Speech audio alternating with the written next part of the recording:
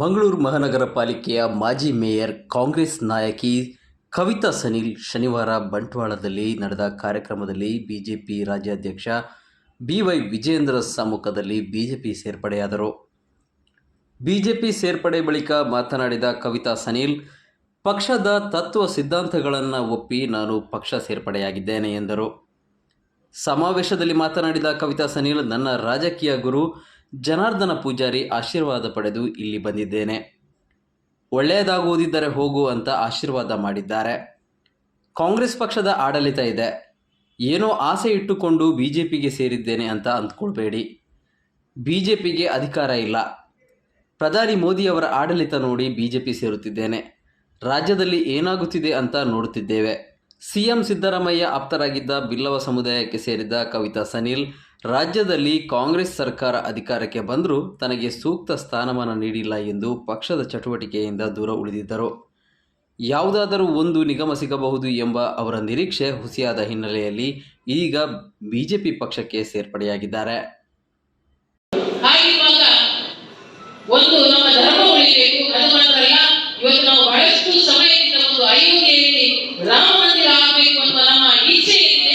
ಅದನ್ನು ಇವತ್ತು ಮೋದಿಜಿಯವರು ಮಾಡಿದ್ದಾರೆ. ಆದ್ರಿಂದ ಅದಕ್ಕೆ ನಾವೆಲ್ಲ ಹಿಂದೂಗಳು ಎಷ್ಟು ಕೃತಜ್ಞತೆ ಸಲ್ಲಿದ್ದು, ನಾವಿನ್ನೊಂದು ಎಷ್ಟು ವರ್ಷ ಓಟು ಹಾಕಿದ್ರು ಕೂಡ ಅದಕ್ಕೆ ಸರಿಸಮಾನ ಆಗಲಿಕ್ಕೆ ಇಲ್ಲ ಅಂತ ಹೇಳಿಕ್ಕೆ ನಾನು ಇಚ್ಛೆ ಪಡ್ತಾ ಇದ್ದೇನೆ.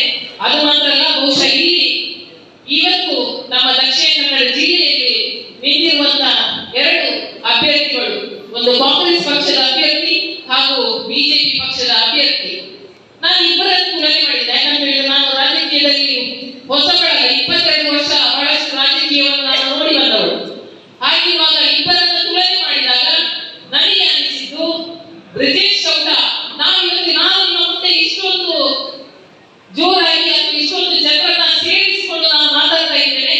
ಯಾಕಂತ ಹೇಳಿದ್ರೆ ಇವತ್ತು ನಮಗೆ ದೇಶದಲ್ಲಿ ಗಡಿ ಕಾಯುವಂತಹ ಸೈನಿಕರನ್ನ ನಾವೆಲ್ಲ ಇಷ್ಟು ಖುಷಿಯಾಗಿದ್ದೇವೆ. ಯಾವುದೇ ಒಂದು ಹೆದರಿಕೆಯನ್ನ ಇಲ್ಲಿ ಕೂತಿದೆ ಅಂತ ಹೇಳಿದ್ರೆ ಅದಕ್ಕೆ ಸೈನಿಕ ಕಾರಣ. ಹಾಗಿರುವಾಗ ಎರಡು ಅಭ್ಯರ್ಥಿಗಳನ್ನ ನೋಡಿದಾಗ ಆ ದೇಶದಲ್ಲಿ ಇವತ್ತು ನಮ್ಮ ರಾಷ್ಟ್ರವನ್ನು ಕಾದಂತ ಅದು ಏನೇ ಇರಲಿ ಟೀಕೆ ಟಿಪ್ಪಣಿಗಳು ಬಂದೇ ಬರ್ತದೆ. 7 ವರ್ಷ ಮಾಡಿ ಬಂದ್ರು, 5 ವರ್ಷ ಮಾಡಿ ಬಂದ್ರು ಅಂತ ಹೇಳಿ ಏನೇ ಇರ್ತದೆ. ಆದ್ರೆ ಯಾರು ಹೇಳ್ತಾರೆ ನೋಡಿ, ಹೇಳುವವರು ಒಂದು ದಿನ ಹೋಗಿ ಆ ವಾರ್ಡ್ ಅಲ್ಲಿ ನಿಲ್ಲಿ ಅಂತ ನಾನು ಹೇಳಿ ಇಚ್ಛೆ ಪಡ್ತೇನೆ. ಒಂದು ದಿನ ನಿಮ್ಮ ಮಕ್ಕಳನ್ನ ಕಳಿಸ್ತೀರಾ? ಇಲ್ಲ. ಹಾಗಿರುವಾಗ ಇವತ್ತು ಸೈನಿಕರಿಗೆ ನಾವು ಸಪೋರ್ಟ್ ಮಾಡಬೇಕಾಗಿದೆ. ಆದ್ರಿಂದ ಇವತ್ತು ಬ್ರಿಜೇಶ್ ಚೌಟ, ಕ್ಯಾಪ್ಟನ್ ಬ್ರಿಜೇಶ್ ಚೌಟರನ್ನು ಇವತ್ತು ಉತ್ತಮ ಅಭ್ಯರ್ಥಿ, ಅವರಿಗೆ ನಾವೆಲ್ಲರೂ ಕೂಡ ಮತ ಕೊಡಬೇಕು ಅಥವಾ ಅವರನ್ನ ನೋಡಿ ನಾವಿವತ್ತು ಸೈನಿಕನಾಗಿ ಅವರು ಇಲ್ಲಿ ಇದ್ದಾರೆ. ಆದ್ರಿಂದ ನಮ್ಮ ರಾಷ್ಟ್ರಕ್ಕೆ ಏನು ಮೋದಿಜಿಯವರು ಸೈನಿಕರಾಗಿ ನಿಂತಿದ್ದಾರೋ ಅದೇ ರೀತಿ ದಕ್ಷಿಣ ಕನ್ನಡ ಜಿಲ್ಲೆಗೆ ಇವತ್ತು